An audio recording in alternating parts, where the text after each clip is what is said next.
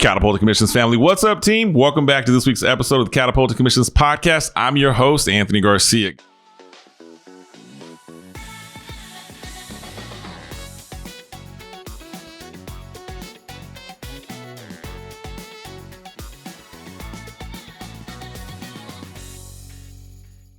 Guys, I'm super pumped. I got a special guest with me. I'm recording in a new studio today.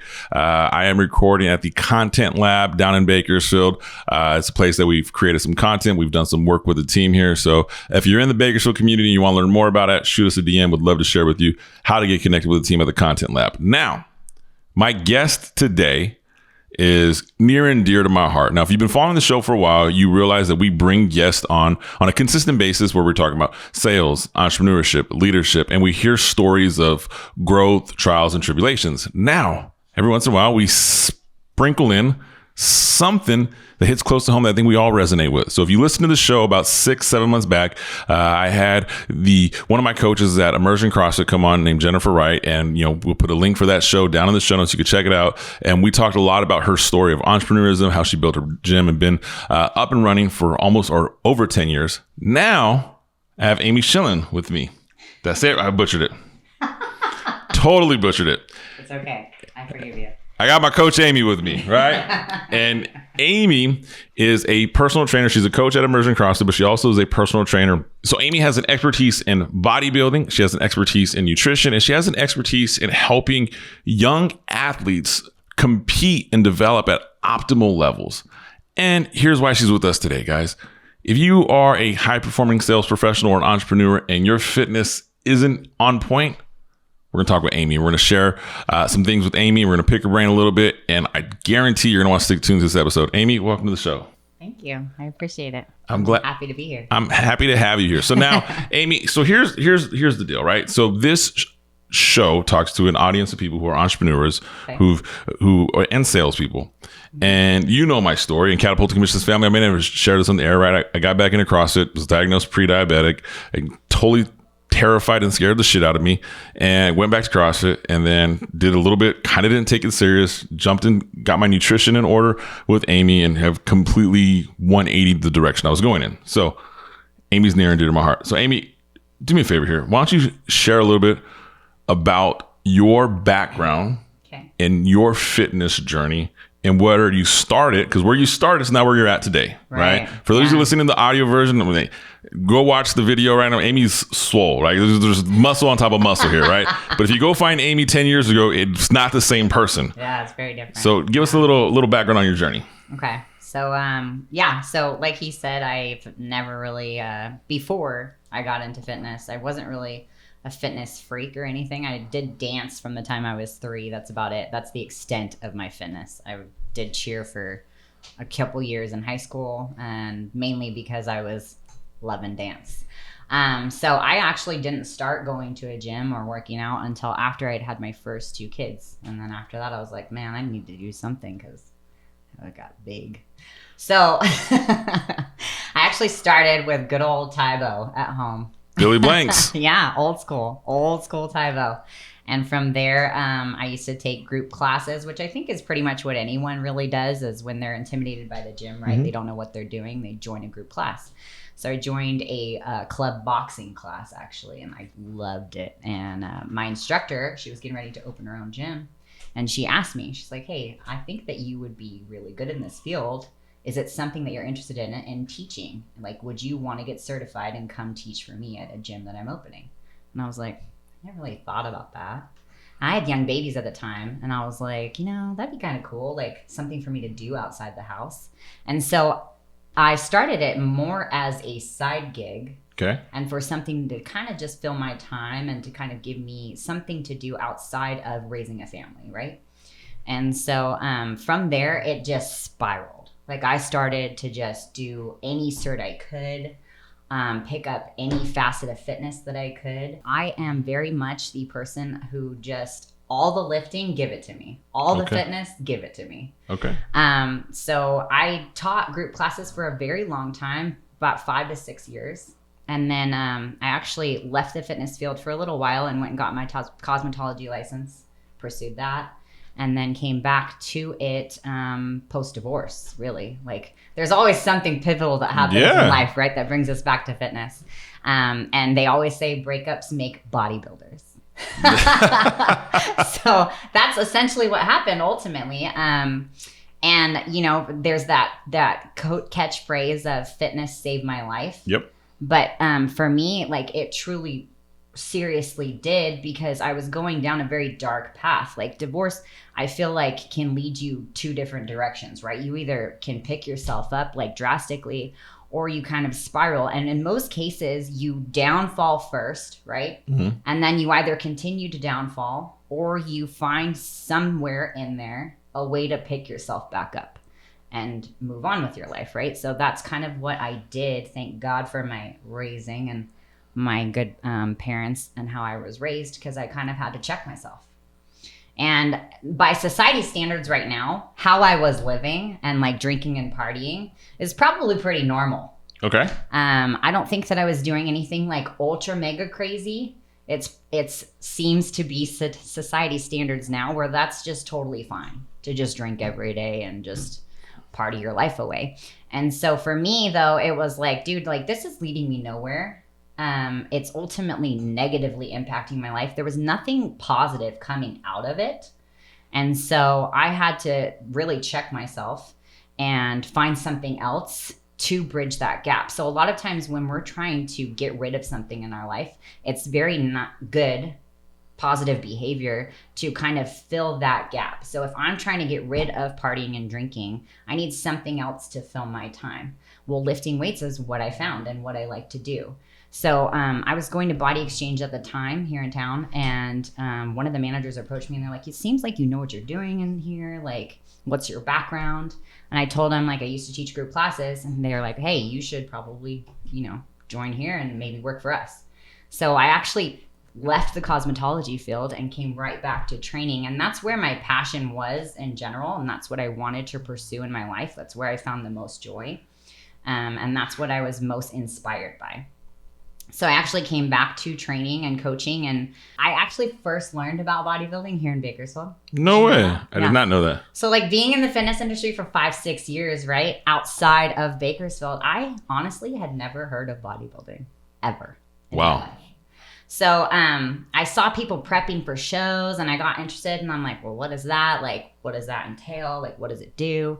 And for me, I'm always down for any challenge. Okay. So I found it as, okay, this is a cool new challenge that I could try. And wound up really loving it and wanting to kind of see where my body could go and where could I push myself to. And so I did about 4 or 5 shows. And it was super fun and it was super cool. And honestly teaches you so much about your body and so much about nutrition in general and your hormones and what affects your body and what doesn't. And so from there, I just kind of just got back into personal training and then found CrossFit. All right. And so now I do both. Now you do both. So many questions here to unravel. There's a lot. And so first things first, Catapulting Missions family, like I hear your story. Yeah. We've all been there, right? Yeah. Where something happens, right? Some sort of catastrophic event, some sort of divorce, you may be fired, you may have lost your business. Something happens, says, I got to go back and take care of myself. Right. So Amy, what excuses do people give to you that are these professionals, that are these entrepreneurs, that are these high performing people in business or life on why they can't make their fitness a priority? So top number one is I don't have time, which to me is the kid's excuse of my dog ate my homework. Okay. Number 2, I've got kids, I've got work, I've got all these other things, and I'm just stressed out and I just want to stay home and relax. Another one is like, well, I just don't feel like I can. Okay. There's a lot of I can't that comes at you, but mainly, honestly, I don't have time. All right. So time, Catapulting Missions family, we've heard this before. I'm sure you're listening right now and you've said this before, right? When someone comes to you and they don't have time and they're like, I want to get into fitness, like, is it really a timing issue? Like, I mean, let's be realistic. You said it's your homework or the equivalent to kids saying they don't have their homework. some people start working with you a little bit more deep and you start peeling layers back. I was one of those people that you said didn't have time. What are the layers you start peeling back and seeing in people? Well, it boils down to priority, really. Like, where's your priority at? Where does it lie? And you can always find time and make time, right? So, like, we can find time and make time to watch our favorite shows. Yeah. We can make time to browse Instagram. So in those moments, like, why are you not at the gym? There's other things that you could be doing. And I actually was watching today, David Goggins, and he was talking about how, write down everything that you do in a day. Write every little thing that you do down during the day and see how much time you waste. Ooh. Yeah, I got to be honest with you.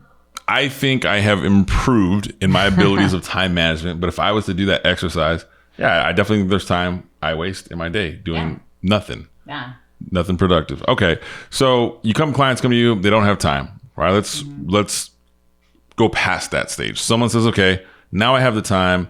Now I want to work with you and I want to do all, I want to get into this all. What are some of the mistakes you see people make when they come and start working? Like they go from cold turkey, not working out, not taking care of my fitness, not eating anything to saying, all right, I'm coming with you through either CrossFit or through private training or through nutrition and I'm ready to go. What are some of the mistakes they make coming out the gates? Biggest mistake would be everybody tries to do everything at once. So when you dive in head first and you try to do everything at once, meaning you're going from having no restrictive diet whatsoever, no activity whatsoever, and now you're like, I'm going to go 5 days a week.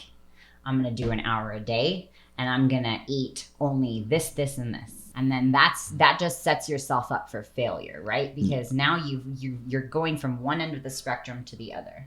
You're trying to jump when you're still on the shallow end and you're learning how to swim and you're trying to go into the deep end. Yeah, I think I was guilty of that. I think I still am guilty of that at times, right? Yeah. There is this premise that if I'm gonna do something, I'm gonna go all in. Right.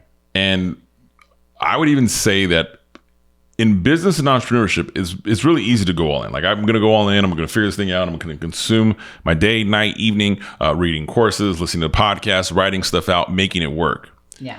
But if I do that with my physical fitness, my body's gonna say, "Slow down, sucker." Your body will stop you real fast. It's not ready. So there are some steps along the way to help, right? Yes. So let's go back to your journey. Mm-hmm. Who helped you kind of keep yourself in check as you went? Because the Amy I know now is pretty hyper aggressive in your approach on your own personal fitness. Yeah, yeah. Did you like have a tough learning curve? Did you go slow? Because you shared your venture here, but who helped you along the way? I would say just like different instructors and coaches along the way. Like obviously I talked about how I got into it. That female was a very vital part of, kind of helping me learn step by step the process on how to do things. Even now I still have people that are in my life, like Jen, who owns Immersion CrossFit. She's a huge influence on me and mentor to me. Just you have to be open. I think as a coach and a trainer, one of the biggest downfalls I think of coaches and trainers is we always think that we like to get this ego and think that we know everything. And if you get to that point where you believe you know everything and you're not open to other people's opinions and ideas and thoughts on things, you're going to close off the ability to continue to learn, right? So like, I think over time, I've been in this industry now for 12, 13 years. Over time, obviously that's been built day in, day out. And there's been a learning curve. There's been a learning curve with my nutrition for sure. That honestly was the biggest probably learning curve with my nutrition.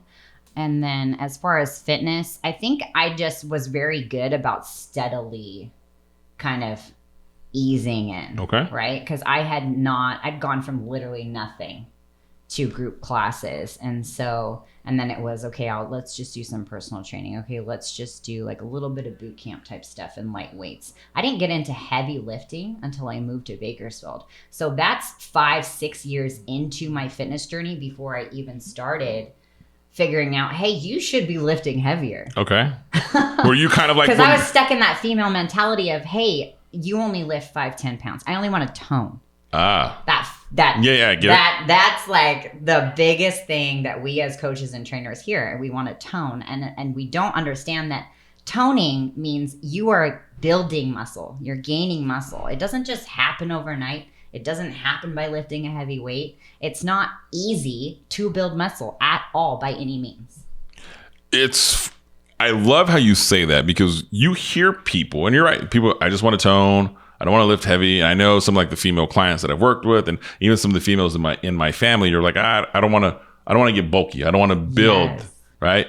And let's just address that. We're going to go completely off topic right now, right? When someone tells me, and I hear they're like, oh, I don't want to get bulky, right? And someone comes and tells you don't want to get bulky. Tell me your thoughts, and I'll tell you mine afterwards. You just want to slap them. Like, I literally just want to punch you in the throat. Like, dude, it's just like, it's just, yeah. It makes me insane. I hate when people say, I don't want to get too bulky, especially when females say, I don't want to get too bulky, because do you realize as a female how difficult it is to build muscle? We don't have testosterone like guys do. Like, we don't have this high. We have estrogen that fights against us. And so it's like, it's not that simple, dude. It really isn't. I love so as you say that, what comes to mind, right? Because I've had some of my female colleagues or friends be like, I don't want to go and lift because I don't want to get bulky. And I'm like, okay, I look at the women who coach or around me who are muscular or quote unquote bulky, and I'm like, well, one, this didn't happen for them over a 90-day fucking period. It wasn't like an introductory class you started and boom. I mean, you just shared right, this journey's been 12 years, and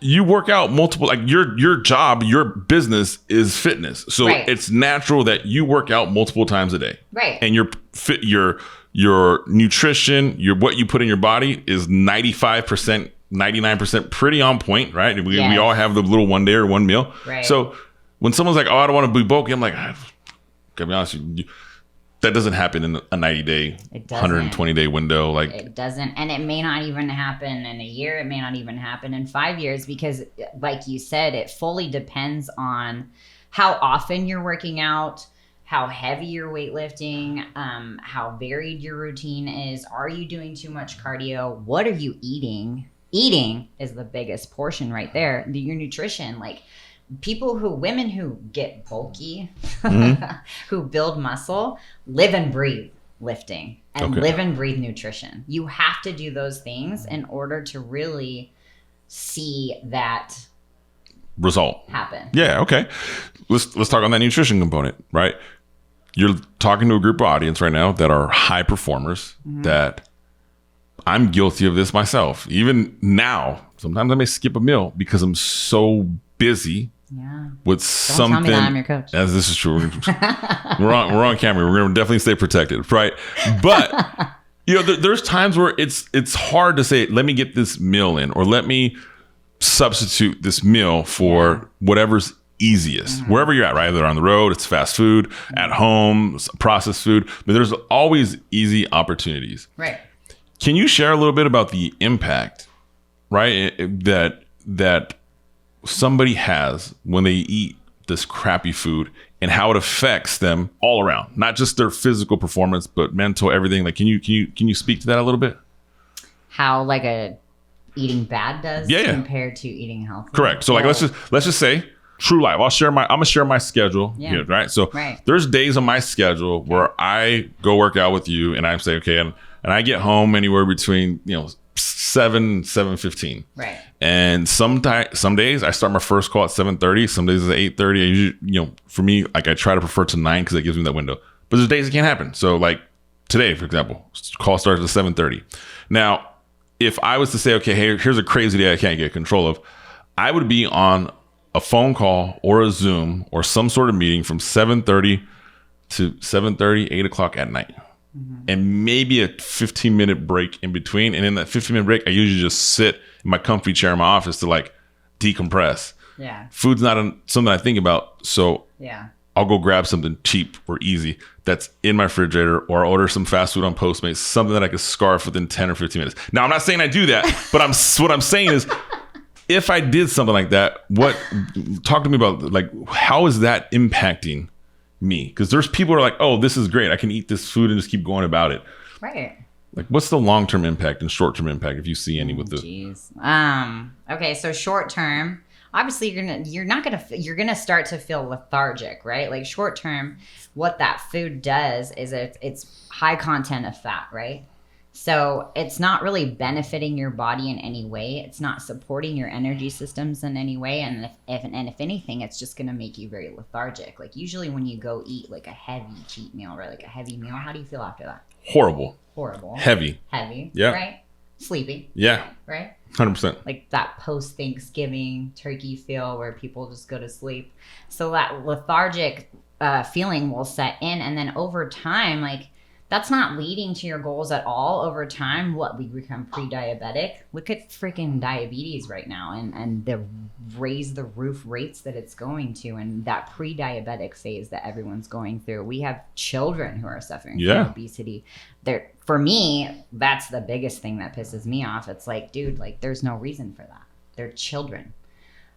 So it's just over time, it just leads to higher risk, right? Like heart disease, all of those things that we can go into later, but it's like it's a matter of prioritizing time and prepping ahead of time, finding quick ways. There's so many things that you can do that are very, very simple. People, I think, overcomplicate nutrition. In their head, they think, oh, I don't have time for that. It's going to be, a whole day of cooking. And it's like, dude, no, it really doesn't take that long.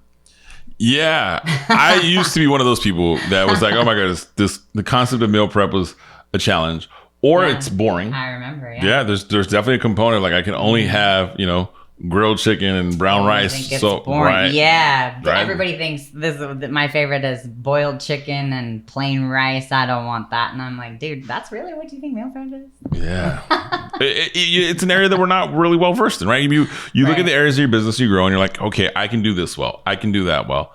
It's an area that we don't focus on, and I say we because I'm speaking on behalf of the Catapulting Commissions family, and I know there's people listening right now that are like, but I got to make money. I have to do this. I have to do that. And they put this component of their fitness and their health to the side, right? So Catapulting Commissions family, if you're just jumping in right now, you're just listening. I got Amy, who's my CrossFit coach, joining the show today. I appreciate you guys being here. Go get connected with her on our social media. Her Instagram is Dumbbells and Disasters. Yeah. All right. Dumbbells and Disasters. You got that link down in the show notes. Go get connected with her. We're having this conversation right now about the food we consume and the impact on us as highly functioning professionals, entrepreneurs, salespeople. Yeah. And I think we're in agreement here.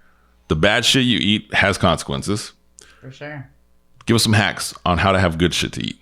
If it's, like let's just say, right? Same scenario for me today, right? I share my schedule, which is what I share with you today can happen multiple times throughout the week. It's this massively busy schedule. Right. What are some of the tricks, tips, hacks to get the nutrients I need, the proteins I need, the water I need throughout the day without maybe I can't take a break because I'm so busy. Mm-hmm. How do I get my calorie intake and my nutrition and all that stuff in order when I'm on a short window? You have a very short window. Number one, you should have prepped on Sunday. All right, prep. Find some prep time. Prep on the weekend and then have your meals ready to go.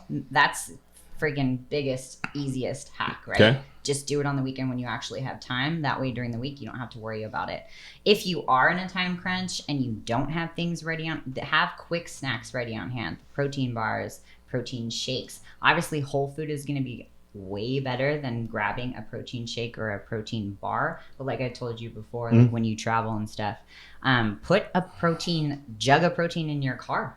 Have it ready to go. Have a gallon of water in your car ready to go. Have a gallon of water on hand next to you during your Zoom meetings and just start marking that off. Make sure you get that gallon in by the end of the day. Okay. Things like that are like just super easy, quick grabs. Cut up some veggies ahead of time. Have it easy, quick grab to go. Stuff like that. I mean, there's meal prep companies that you can order from if you don't want to do it yourself. Yeah. That are very straightforward, very easy. So yeah, you're essentially telling me it's a component of preparation. Yeah. Right. Having some thoughts, and you have shared even like today, I shared with you, right? The morning was rushed. I grabbed a protein bar. I was like, this is it. Like, why? Because I knew I was gonna be busy, and I knew that my day was gonna go boom, boom, boom. So you look at things and you say, hey, can I supplement this? So, Catapulting Commissions family, as Amy's sharing this with you, I look at it through the lens of saying, You have to make this a priority in the same way you make everything else a priority. Right. I talk to entrepreneurs and business people who have so many various things that's a priority to them. The clients I work with that have their fitness a priority have a heightened level of success. You think that's a coincidence? No. Right. One bit. Yeah. I don't think so either. I look at the people who are doing really well in their business and their commitment to their fitness and what they consume in their body. And I've gone to dinner and have had drinks with these people, and it's a discipline, right? It's like, it's one drink. It's a clean drink. It's a clean food. Like, there's no pressure. It's a discipline. Yeah. I like that you said that. So I see that. So you're in agreement that the fitness journey impacts performance. Yeah. For sure. Let's talk about the fitness journeys. Okay. There's multiple variations to get there. Right. You have a uniqueness about you that I think the clients that get a chance to work with you may not appreciate all the time. In the fact that you're well versed in multiple forms of fitness. CrossFit. Yeah. Bodybuilding. My favorite one to say, Zumba, right? Fun fact, Amy was a Zumba instructor. I was like, hey, I'm going to tell the whole world. I think that's awesome, right? Would you have ever guessed that? Never in a million years. Never in a million years, right? Listen, Catapulting family, if you're listening to the audio only, right? I'm sitting next to my CrossFit coach. She's jacked. She's muscular. She has tattoos. She does not look like a Zumba fitness instructor, but she's a Zumba fitness instructor. Top of that, bodybuilding, CrossFit. So what are your thoughts, right? Like, I don't want to say rank them, but can you speak to the different avenues for someone to get healthy in fitness? And is one better than the other? Is one better for a certain body type than the other? Is one better for a certain profession, like a certain lifestyle type? Like, just kind of share with me your thoughts on this, because you're well versed and you're not coming through it just through the lens of mine is the best, right? You see the pros and cons of all of them. Right. So I look at it as just the same way I look at nutrition. So what it is, honestly, is what works best for you. What is it that you enjoy doing? Because if you don't enjoy what you're doing, you're not going to stick with it. Same thing goes for nutrition, right? Like, if I set somebody up on a plan for nutrition, I always ask, give me some like staple meals that you like have to have, right? And I'm not talking like sloppy joes. Give me like some healthy stuff that you would prefer to eat, and I'm going to incorporate that in your plan. Because if I give you my own version of stuff and I tell you, oh, you got to eat tilapia every single day with some potatoes, and you are not a fish person, are you going to stick to that? No, I won't. Nah. So same thing goes for new fitness, and same thing goes for, lifting and a healthy lifestyle. Is what is it that you like to do? And then figure out how to make that fit into your schedule and do that on a consistent basis. Any health journey is a day in, day out, habitual, consistent practice. It has to be habitual and consistent. And we're going to fall off. Sometimes there might be a day where you don't feel good, you don't go, but that doesn't mean that you just let the whole rest of the month go. 3 months go by, and then you're like, oh, I should probably get back on it. This is why we fluctuate. So, two things you said there that I think are worth mentioning, right? One, you mentioned do the thing that you love to do well. My personal take on that, right? You know this, I hate running, like cardio, running, all of it. Like I loathe it. Like I kid you not, I tell Amy, like, if there's a cardio component, I'm like, can I lift extra? Like, I would rather lift extra and be sore from my muscles than jump on a cardio machine for 10 minutes. Like, I think that's, I know I'm being honest, right? I absolutely loathe it. With that being said, right, I'm not the type of person that's going to go join a running club and be like, hey guys, I'm not showing up. Like, it's not something that I'm passionate about. Right. So I like what you said, find the thing that you do well. But the other thing here, and this was a big learning lesson for me, if you fall off for one day, it's not the whole day. It's not your whole system. It's not the end of the world, right? Like, the world didn't end. The world didn't die. Like, same thing with nutrition. You ate a cookie. Cool. You're human. Yeah. It happens. We all do it. Even if you're a coach and a trainer and you sit there and if you're a coach and a trainer and you sit there and you tell me that you're perfect and you've never fallen off of your diet, I'm going to call bullshit real fast. Yeah, absolutely. Because no one's perfect, right? No one is perfect. And so recognizing that no one is perfect, recognizing you will make mistakes in the journey, and just allow it to be what it is and jump back on, cool, do it. Like, if you get a flat tire in a car, do you shoot all the rest of them out? No. No. That would be really dumb. That's a good analogy on that. Yeah, I think that was one of the biggest lessons that I learned in my fitness journey working with you has been, okay, I had a bad weekend. I had a bad day. How I've even come to you, I've come to Amy before and I've had a bad month. And you talk about feeling guilty. I was like, oh my, I'm walking out of my assessment. I got in trouble with detention at school. But when we left, and I remember that day and I remember that conversation, you were like, okay, you know what to do. You know what not to do. It was kind of like this harsh reality check, which I think everybody needs. You need somebody to hold you accountable. There is no path to success without a level of accountability. It just doesn't exist. Yeah. Right. So you held me accountable. You had this conversation. And at the end, you said, okay, well, that's over. Move forward. And I look at it through the lens of you're right. I do have to move forward. I have to pick up and just say, okay, this is the next step. I'm just going to do better today. And Catapulting Commissions family, you're entrepreneurs, you're salespeople. Do you quit your career because one day someone told you, no, I'm not buying your stuff? Right. Do you quit your career because you had a bad month? Do you quit your career because someone said, oh, your product or service sucks? And the answer is no, you don't. You're like, I'm going to get back up. And so I look at that. Right. That was a takeaway for me to apply that mentality to just the food I consume. Right. Yeah. Okay. Yeah. So we're gonna come back on two things here with Amy. One, I definitely want to get her take on CrossFit versus bodybuilding because she's well versed in both, and she kind of avoided it a little while ago. So I'm going to come back and ask her again because I think it's incredibly important. I want to hear the differences, right? But before we do that, let's talk the world of motivation and accountability. Yeah. In your fitness journey, are you a type of person? What motivates you to do this? Or is somebody holding you accountable to do this? And your clients, what do you see? Is it a motivation or is it an accountability? What's making somebody say, hey, I want to make these decisions over and over again? Right. So for me personally, what started it was just needing an outlet, right? That's how I started. Yep. That's how I got into it. And then it became more of an addiction, really. And I wouldn't look at that word yes, I think it's okay to be addicted to things that are healthy for you, right? Lifting and being active and being fitness forward. I don't see that as a terrible addiction, right? And so for me, it's something that I'm passionate about. It's something that I love, and it's motivation is very fleeting. Motivation does not last. Okay. There are plenty of days where I do not want to work out at all. Okay. Plenty.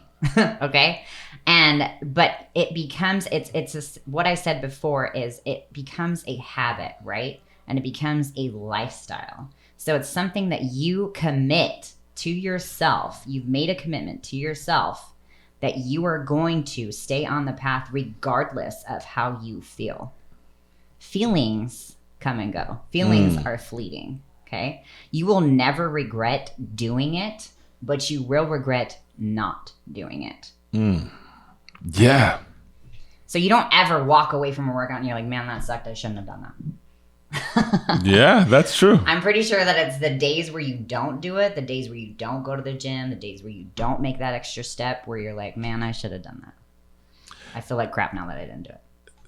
Yeah. So it becomes habitual. It's a habit. Yeah. That's what you're saying. The motivation comes and goes. It's a habit. Right. Okay. So I agree there. I think the habit of showing up becomes easier and easier. And I also agree with you.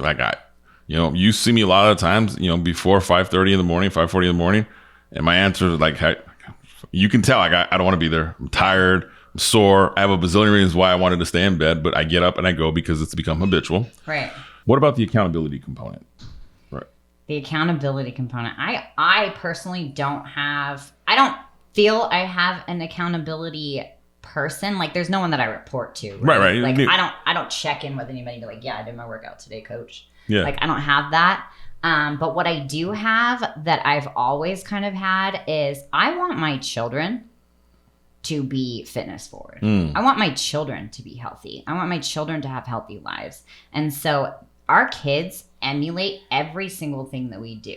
Whether we believe they're watching and listening or not, they for sure are. And so I don't ever push. I've never really pushed my kids to do it. I've never, forced them to do it. I've always wanted it to be organic, right? Like, if you push somebody to do something, they're not going to stick with it in most cases. And in some cases, they actually end up hating it because you force them to do it. So for me, it was always like, well, I'm just going to set the example. And the example by doing rather than saying is huge, phenomenally different. Actions speak louder than words to me, for sure. Like, I've always lived my life that way, that I do by action. And so not only for my kids, but for my clients, for the classes, for the people that are watching who might need help in that area. Like, people are watching you, whether you think they are or not, whether they voice to you that they're watching you or not. And so it's like, okay, well, I need to set that example, and I just need to be that light and be that person and set that example. And then people will come to you and ask you, hey, how did you do it? Or how did you get started? Or, hey, can you help me? And I feel like that speaks volumes.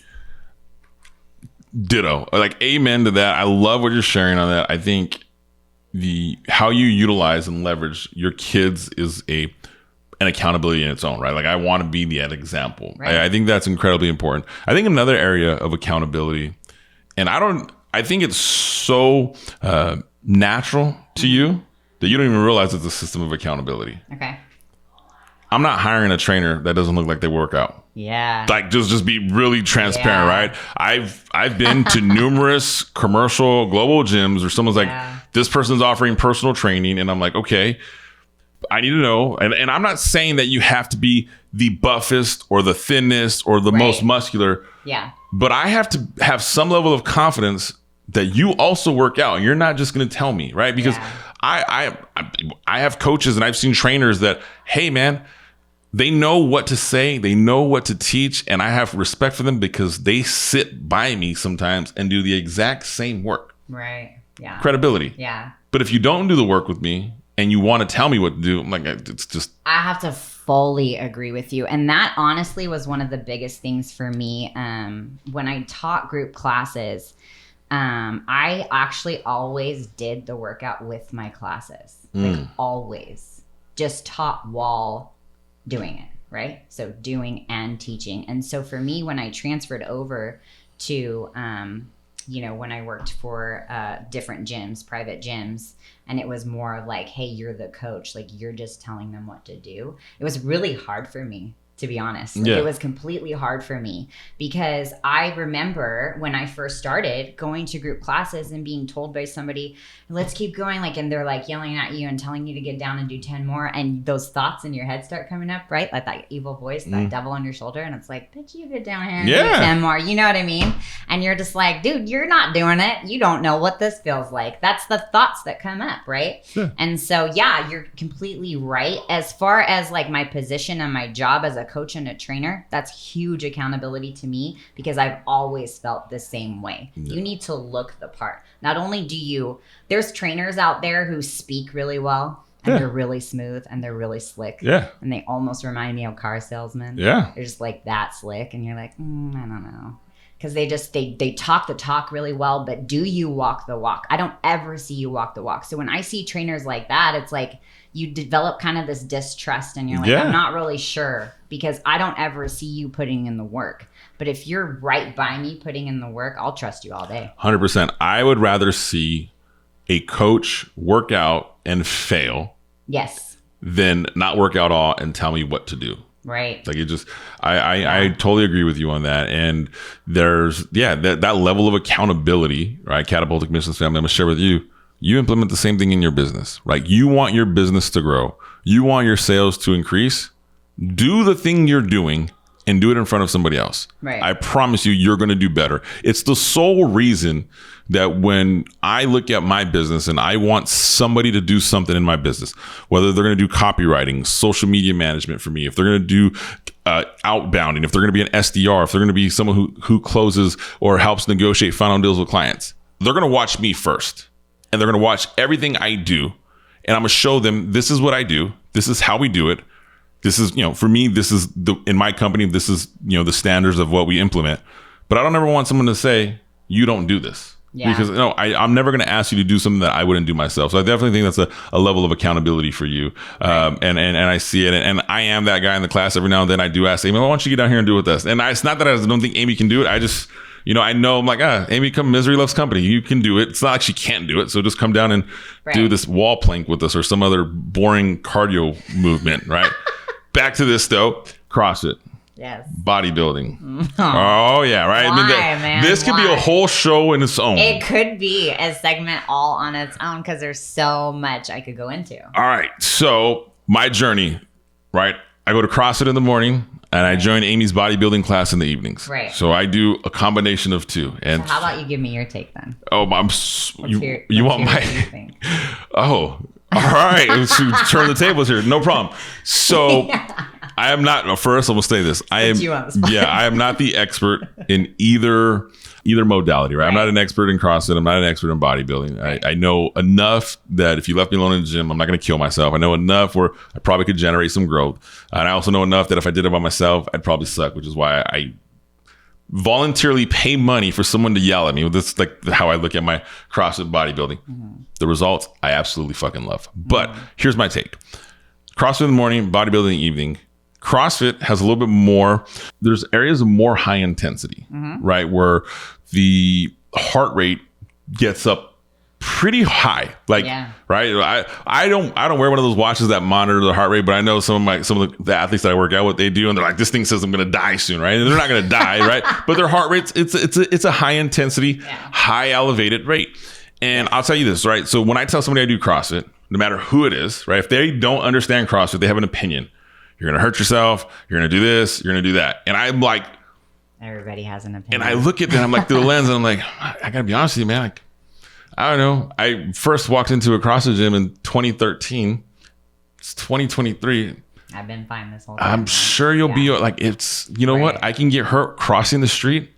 You know what? And I remember this, right? When I made my second, right, and I took a break from CrossFit, did various things in my life where it took me away from fitness. When I called Jen to get back, I shared with Jen, and I'll never forget what she told me. I don't know if she remembers this. She was like, yeah, you know what? She's like, CrossFit's not going to kill you. You're going to be sore. Maybe your back's going to hurt. Your hamstrings are going to hurt. Right. Maybe one day your knees are going to hurt. Right. You're not going to die because you're not going to have diabetes. Your cholesterol's not going to be high. These things are more dangerous than walking around with a sore muscle. And I'm like, facts. True. Yeah. So my approach on CrossFit, right, is there's a component of it that is incredibly high intensity, and it's scalable for everybody at every level of their fitness journey. Yes. Right. So if you're listening and you're new, you're like, okay, I get that, right? And by the way, I have zero affiliation if you go to a CrossFit community here in Bakersfield. If you go to one in your own hometown, if you're listening to me from somewhere around the country or somewhere around the globe, you can find a CrossFit gym within your system. He's getting paid. Don't worry. You can go and get connected with somebody from the CrossFit community and find a gym. I think there's a component of CrossFit that has a community component to it that I love. Yeah. That community component for me is accountability, and it's why I keep going. And it's why I think when I left CrossFit for a time being and try to do fitness on my own, I failed miserably because there wasn't that community component. So that's my take on CrossFit, right? If you look at like specifically, there's Olympic lifting in it, but there's some gymnastics in it. There's definitely some cardio in it. And, I joke with people, but I say there's some truth there. I'm like, I hate cardio. I'm a pretty big dude. I'm not the best gymnast in the world. So there's two components. I'm like, but I try to get better every day, and I acknowledge that. Right. So here is where the kicker came for me from CrossFit to bodybuilding. They always have a bad rap, right? Like a CrossFitter looks at a bodybuilder bad, and bodybuilder looks at CrossFit like, you don't do the same thing, right? I don't want to get in the whole world of argument of kipping and butterfly pull-ups and strict pull-ups. But I will tell you this. We went to a bodybuilding, and now I do your bodybuilding class. Mm-hmm. I have muscles that hurt that I didn't even know existed. Right, yeah. And you've humbled me with 10-pound, 15-pound, 20-pound weights through isolated, targeted movements. Right. And if someone was to say which one is harder, they're both equally difficult. Yep. And they both have their own benefits. Right. bodybuilding, yeah, I'm not showing up to bodybuilding and we're not running and we're not doing a bunch of high intensity work. I think I would even say that's a lie. Because when you go there and you're like, hey, we're going to do 3 sets of 15 on this weight and you have, 20 other movements behind it. Maybe I'm not doing physical cardio, but we're not stopping. That volume weightlifting, yeah. It definitely tears into you. So, right. I think there's pros on both sides of the component. Like, I don't see why either one gets a bad rap. I would agree. Yeah. It doesn't make sense. I can definitely see some miseducation, right. Because before coming to your bodybuilding program, I had this misconception about what bodybuilding was. There you go. That you look at it and you're like, you're in my uneducated mind, and I'm gonna say this, my uneducated mind of what bodybuilding was they're just the same strict movements. You're like, how many times can you do this lift? How many times can you do the curls and the hammer curls and the tricep extensions? And you're like, okay, right? And for you who is well educated, you're like, that sounds so dumb to say. Not really. I mean, but it's the truth. Not really. It's how I thought about it. That's how everyone perceives it, I think. And I love that you said uneducated or a misconception. Yeah. So that's something I feel like I could talk for like months on end about the different facets of fitness and how much hate there is between different facets, right? Mm-hmm. And that is one of the things that became very apparent to me when I moved to Bakersfield, and one of the things that drives me nuts, right? It's like, if you want to find a quick way to like irk me, talk about how powerlifters hate bodybuilders or bodybuilders hate CrossFitters and blah, blah, blah, all of that triangle of crap, right? But when you really boil it down to the base layer of what those facets of fitness are, we're all doing the same shit. 100%. Okay? We're all doing the same shit. It's just methodically different, right? The theology behind it is slightly tweaked, slightly different. But when it comes down to CrossFit, and CrossFit has a crazy bad rap. Mm-hmm. So does bodybuilding, because people are like, oh, you're just doing steroids and that's what, you don't even put any work, which is a huge misconception also. Powerlifting, they get a bad rap too, or you're going to hurt yourself in powerlifting. But it's very uneducated people that say those things. Because if you really look into and actually do those facets of fitness, you realize that they're all equally very great for you. Like, they're all equally in their own right, have every right to be in that space. Yeah. So there's no reason for people to be butting heads or hating each other. The thing that I love about CrossFit is that it is constantly varied. Mm-hmm. And so you are constantly being challenged. I don't really see myself getting bored. I don't see myself hitting a plateau of any kind. And if you actually look at the high-end level of CrossFit athletes, they do bodybuilding. Same goes for powerlifters. They do bodybuilding, but they call it accessory work, right? Yeah. So it's muscle isolated movements that are called accessory work, but they all do the same thing. I love how you break that down, because it's definitely some truth in reality that you're doing it. It's very similar to like the world of martial arts, right? If you find a really gifted martial artist that's in one discipline, right? Mm-hmm. Brazilian Jiu-Jitsu, Taekwondo, Muay Thai, what you pick one, right? Right. They have a certain level of respect for someone who has mastered their craft, because they acknowledge we're going in the same direction. The vehicle might be a little bit different. We're just kind of going in the same direction. And I think you see that difference within the different, approaches of bodybuilding. I didn't share my thoughts on powerlifting. I think powerlifting looks fun because I like to lift heavy things, right?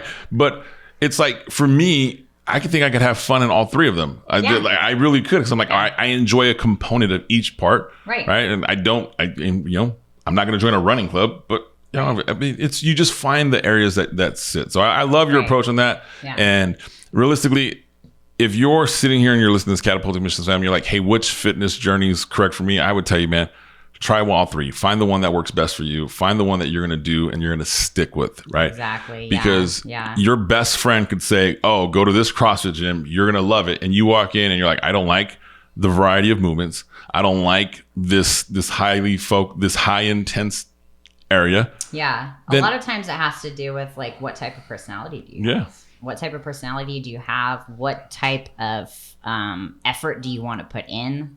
Yeah. What type of commitment are you willing to make to your fitness journey? All of those things are going to come into play when it comes into specifics of what you want to choose. But speaking specifically to CrossFit, if you've watched shows like Physical 100, if you've watched any of these competitive shows where they have CrossFit athletes in there, it's typically a CrossFit athlete that wins. There's just saying. Yeah, I could definitely see that. It is the most well-rounded, conditioned. There's a reason why they call the CrossFit Games the world's best athletes, right? I would tell somebody that I used to joke with this, and I think there's definitely some truth here, right? The reason I would start at CrossFit, and I stuck with CrossFit, and I still say it's a component, right? If a zombie apocalypse came tomorrow, and I had to survive, the one fitness journey that would help me the most, I think, would be CrossFit, right? Yeah. Because could I be super strong as a powerlifter and bodybuilder? Yeah. But you put a rope in front of me, like, I don't know if I'm going to be able to climb that rope as fast or as quick as I can as a CrossFitter who's like, I can fly up this thing and down in a second. Yeah. I'm like, right? You just look at different things. You're like, that makes sense. Yeah. So, all right, guys. Well, I appreciate you being with us on the show today, Amy. You've definitely have changed my life. You changed the life of my family. Like you've influenced everybody that is important to me, and you're doing a wonderful job within the community of immersion. So let's share something here, right? How do you work with clients? Like what is it when somebody wants to work with you? Someone, the show goes out across the globe, but we do have a local audience as well. Someone's local and says, hey, I want to work with you. What do you recommend? How do they get connected with you? What does that look like? I would say just go ahead and DM me on social media. Very social media active. And so that's honestly the easiest and best way to get a hold of me. Just DM me. I do take online clients. I take personal training, one-on-one, nutrition clients, all of those things, everything from bodybuilding and any kind of fitness facet, honestly. So you can't have to be just CrossFit. It doesn't have to be just bodybuilding. So you can work with somebody who's online and remote and kind of help structure. Yeah. Mm-hmm. Catapulting Missions family. You heard that straight here. I do not support or endorse anybody else unless they're within my own community. So if you ever hear that, that's not accurate. But between Amy and the family at Immersion CrossFit and the things that they do, it's incredibly impactful and helpful. Amy can definitely help you on both CrossFit, bodybuilding, just general nutrition, right? General lifestyle, yeah. Yeah, there's a lot that comes in. So go get connected with her because Amy's Instagram is very active. You'll see exactly what she does and how busy she is. Yeah. And if you're missing that, if you're following me, I tag Amy or Immersion on a consistent basis because I'm there pretty often. So, Amy, I appreciate you joining the show. Thank you. All right, I wish you nothing but tons of success. Go ahead and last thing, what is the social media handles for the people who are just listening to audio only? Dumbbells and Disasters. The letter N. Yeah, the letter N. Dumbbells and Disasters. You guys will find that in the show notes. Do me a favor, man. Go get connected. Follow Amy. Let me know your thoughts. Shoot me a DM, right? Where are you at on your fitness journey? And I appreciate you guys being with us this week. We will jump back in next week, picking up some of the business stuff that you've come to know and love. But this subject is near and dear to my heart because I see it happening with my own business and I see it happening with the clients I work with. Those that are physically fit and active, for lack of better words, they catapult their commissions to levels they've never seen. I love you guys. Look forward to working with you next week, and I'll see you soon.